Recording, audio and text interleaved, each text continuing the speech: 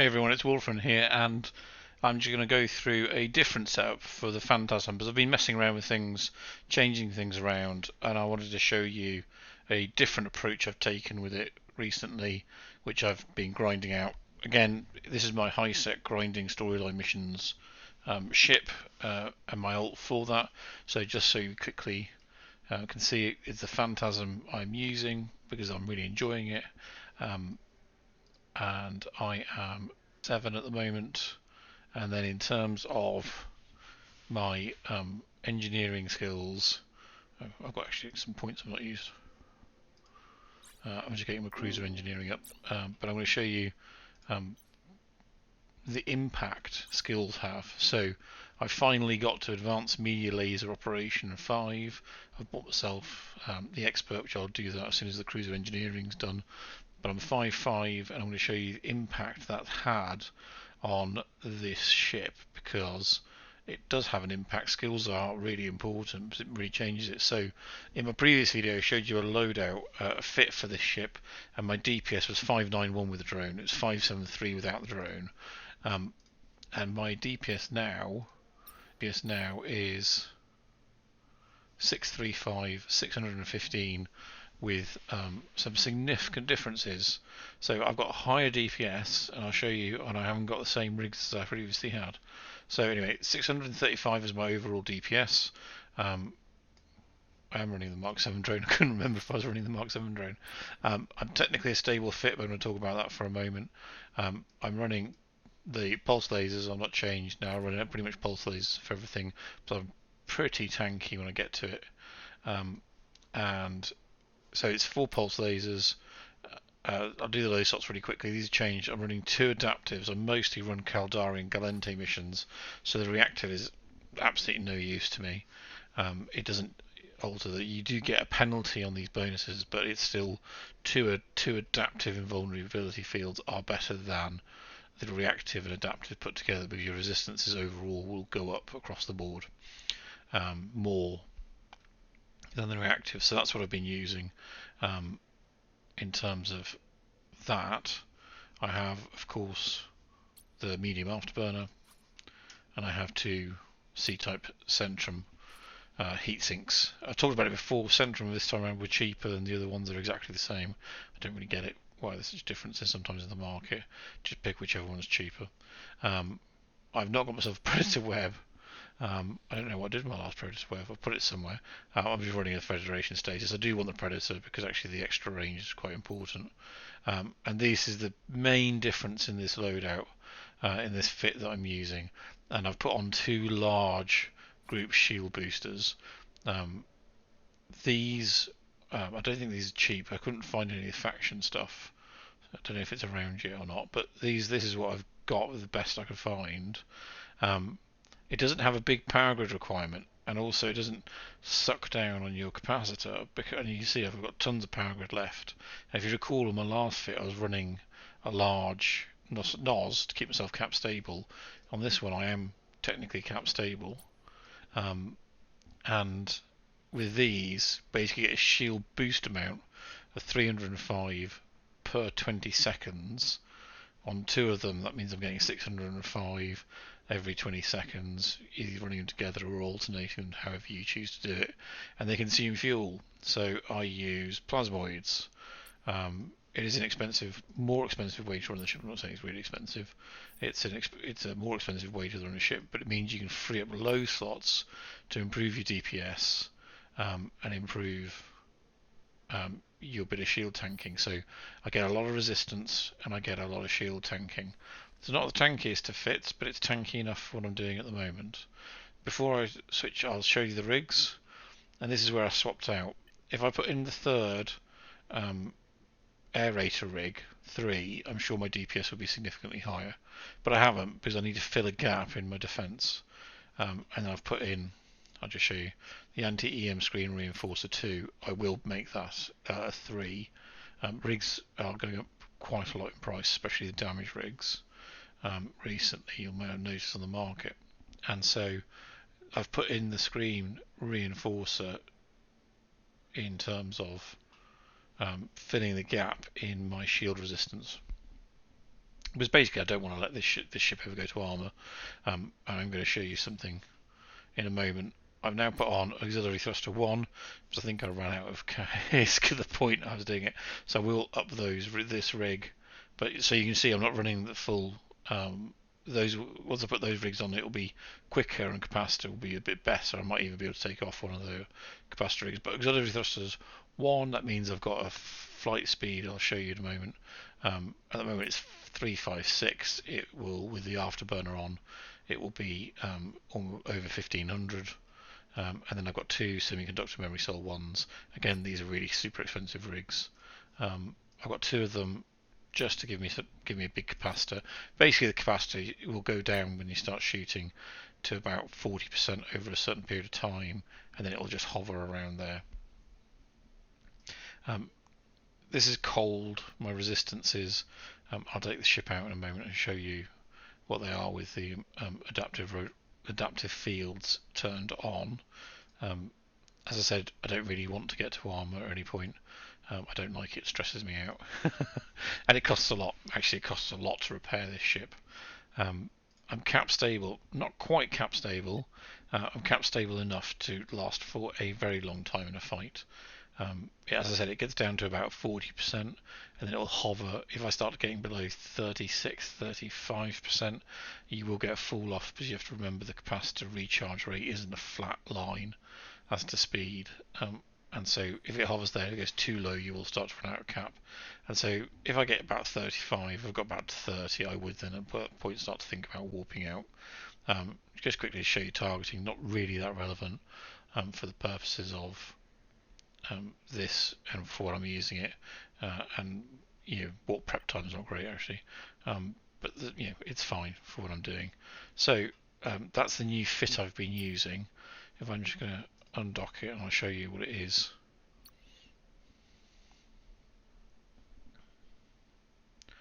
Hot.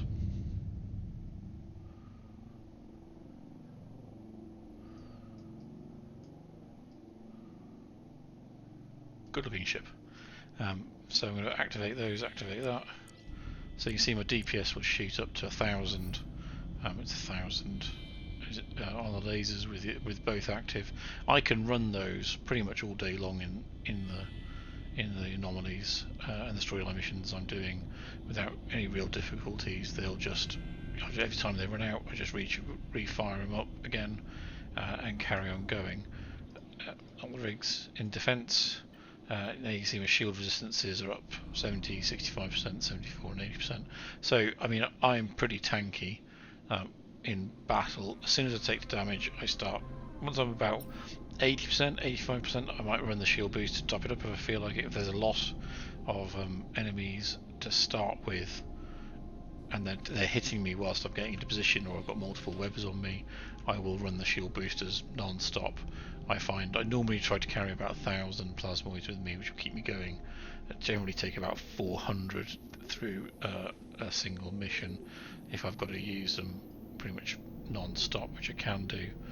And that's it really. So it's a different fit. The aim was to change up the DPS, change up the tank slightly to my other fits, just to have really a different go. And I quite like this. This has been quite effective. Although I'm now going to show you some footage from Business Magnate, which is the encounter I've been running. Just to show you Business Magnate. It's a 50 million ISK T8 Galente mission. I find it actually pretty good to run because you can run the first one is very straightforward in Phantasm, very quick. It's the last the last wave of enemies takes a bit of time because of the T8 battleships, battle cruisers. The second one is a bit tougher because the waves are larger, takes a bit more time, and I'm going to go on to do that. I'm not going to show you this one now. I'm actually going to show you one where I was multi-boxing, because I've got several ults that I'll run at the same time. I'll just run the storylines in the background generally. I wasn't paying attention and I got myself into some serious trouble. But just to show you, even in trouble, if you remain calm, deal with your targets, deal with what you need to do, consider whether you need to warp out, make sure you're doing all these things, you can survive. The key is not to panic and I've lost my fair few ships. I'm not even going to pretend I haven't. So don't panic, don't worry about it. Just work your way through. I'm going to cut it. It's going to be the last wave of Business Magnate, and I'll cut to that now, and I'll talk a bit through it there. I'm not going to show you all of it. If you want to see the footage of all of it, I will at some point put it up. But there's a last wave where things went pretty wrong for me, and I was a bit worried about losing the ship, but we'll cut to that now. So this is the last wave of Business Magnate. It's 32 ships, T8s, frigates, destroyers, cruisers, battle cruisers. It should be fine. So you see, initially they're far enough away. I would have liked to be a bit further away, but it's okay. I generally just burn immediately away from the pack. I have auto orbit set off. I burn away, try and draw out the fast moving ones so they come closer to me, and I can take out the early ones, which often have webs and disruptors, straight away. And as soon as I'm feeling comfortable, I will effectively turn around and use approach tactic. So my approach is set to 11 kilometers because that's within my optimal range. That does then throw me into web range, does throw me into warp scram range. It doesn't really bother me too much because generally I'll be able to, when I'm directly approaching, because I haven't got the transverse velocity, the frigates and the destroyers, I can do a lot of damage very quickly, and that's the target. I don't want to end up in this orbiting, doing little chunks of damage. I want to do damage quick and just get rid of them. And so that's what I do to start off with. As you see, I'll burn in high DPS, take out the frig, that destroyer, no problem at all. As you see, I will get webs on me. Again, it drops my speed a bit. As you see, I'm doing the approach tactics, so my speed's going to fluctuate back and forth. You could approach and then set approach to 100 and sort of burn away. I generally find I can tank this, but as you see, I'm running both my shields, both adaptive shields. Pretty much I'm running all my modules. I'll sit at this 40% capacitor without any particular difficulty. And that's how I'll play the waves. What happens here, is one of my first mistakes, is I will not be paying attention. So this first wave, this is the last wave.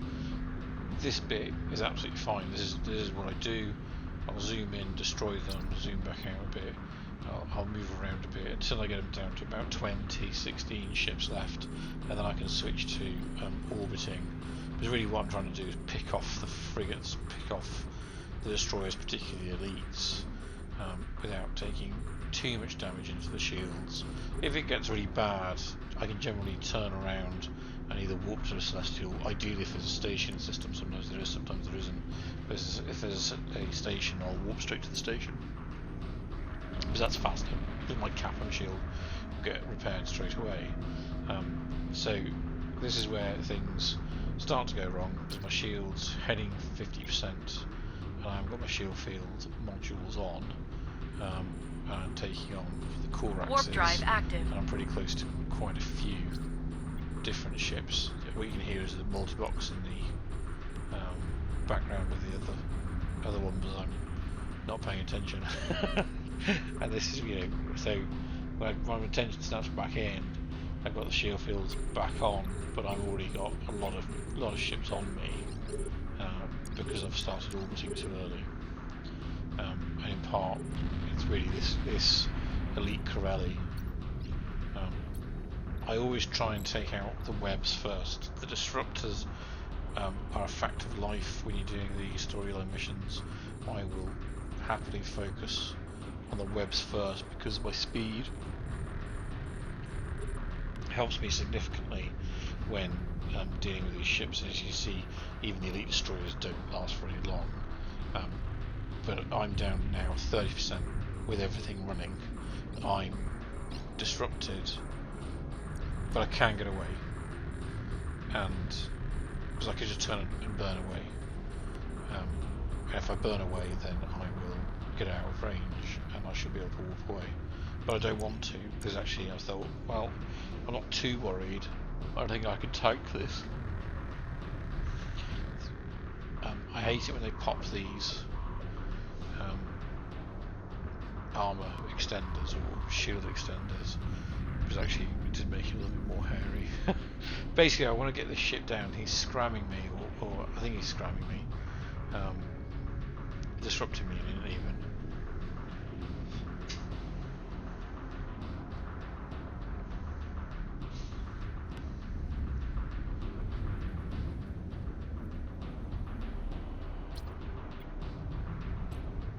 So generally, when I've run this mission, I will maybe get down to 50% shield. But because I wasn't paying attention, I was allowing them to get in. I've allowed it going down to 20%. I'm not recovering.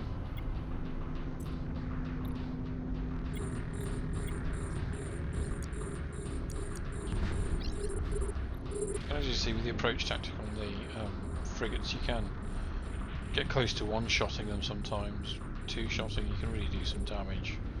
I certainly try and take them out, because often they do carry webs, they do carry other modules, not always the elites. I generally find the elites carry webs and they carry disruptors.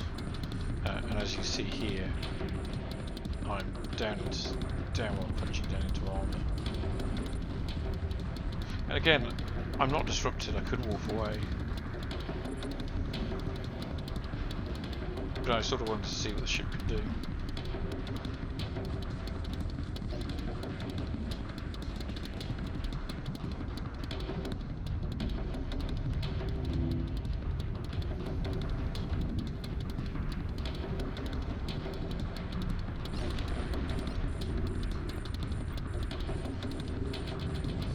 Because effectively, the more tank I can achieve, DPS and tank together, of course, mean these storyline missions can be more AFKable.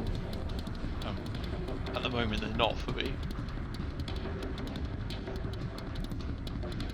I've got to really focus at the beginning of the wave. Once I've gotten down to, last 16, maybe last 12 ships, I'm fairly sure the elites aren't going to cause me a problem. At that point, I can just set it back to auto orbit for one, and let the Phantasm just finish the rest of the wave off. I didn't in this one because I was a bit nervous because of how low the shields had gotten and how low the armour had gotten.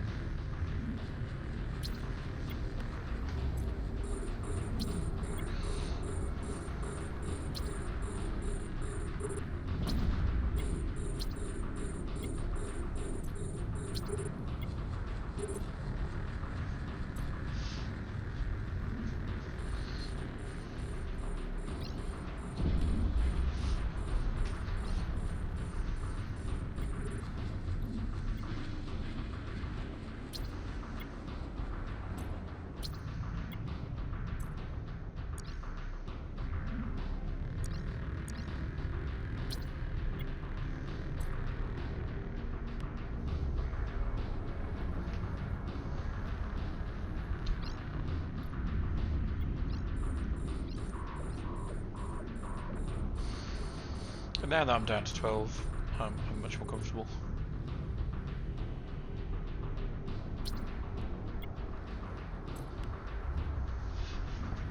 And as you'll see, I basically just will tear through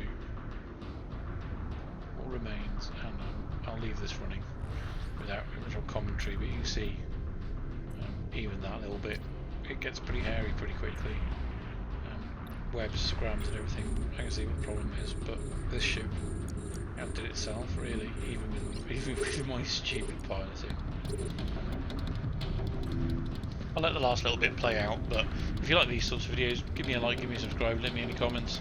Don't pretend to be the best pilot in EVE.